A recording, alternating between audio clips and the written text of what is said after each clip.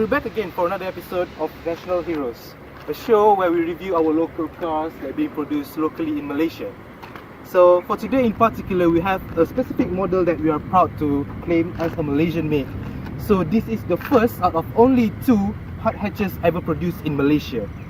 So how do we identify a hot hatch? So basically a hot hatch has 3 doors. So as you can see over here, we have the passenger side door, the driver side door, and also the boot.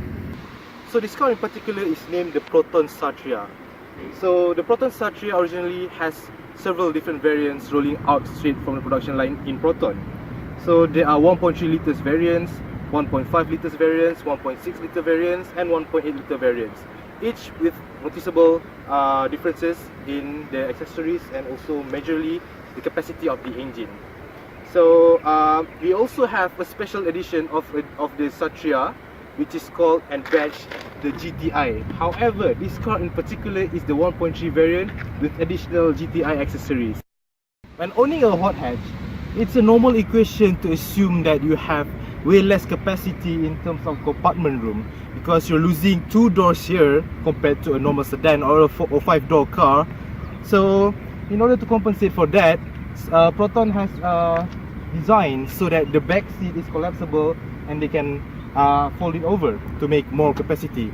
So this capacity can be used to hold various of luggages and also items that are particularly large in size. For an example, shut up, keep it down. So if you ever need to dispose of something of a particularly large size and you don't want people to see it, then you might have the right car for you. Disclaimer alert, we're not saying that you should do it. What we're saying is you can do it. As mentioned before, this car is 1.3 liter variant. Under this hood is 1.3 liter engine. This engine is coded is 4G series, which means the engine is manufactured by Mitsubishi. Well, this engine is called 4G13, which is 1.3 liter variant.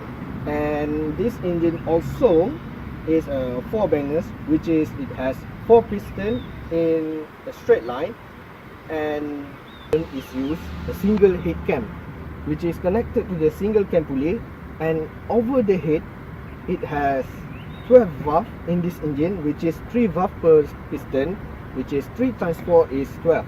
And this car also is a manual transmission, and a few modification has been made to this car, which is, you can see this, a green mushroom here is actually an open port system to the engine, which it can take a lot more of oxygen to the engine. Another modification is this, a long bar which is called a strut bar to make the front end of the car more rigid. And also this car uses a hydraulic steering wheel, and also another modification is the fuel regulator, which means more fuel to the cylinder, which is more power, baby. When dealing with a hot hatch, it's probably gonna be a hassle when you really need to use the back seat of the car.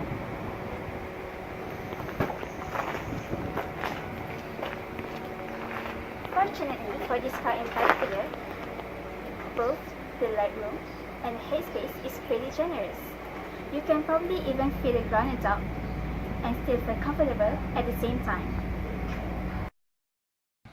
Okay, in terms of infotainment system, this car is quite modest for, well, of course, expected for a late 90s car.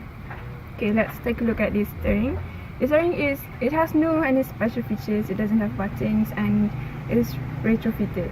Okay, and then coming down here, we have this radio player. This radio player is also quite modest. It doesn't have any fancy features, it doesn't have USB, it doesn't have auxiliary, and not even Bluetooth, but it has this cassette player, which is quite useless too, and yeah, so it is useless. And lastly, this cluster. This cluster is fully analog. Okay, that's all. Thank you.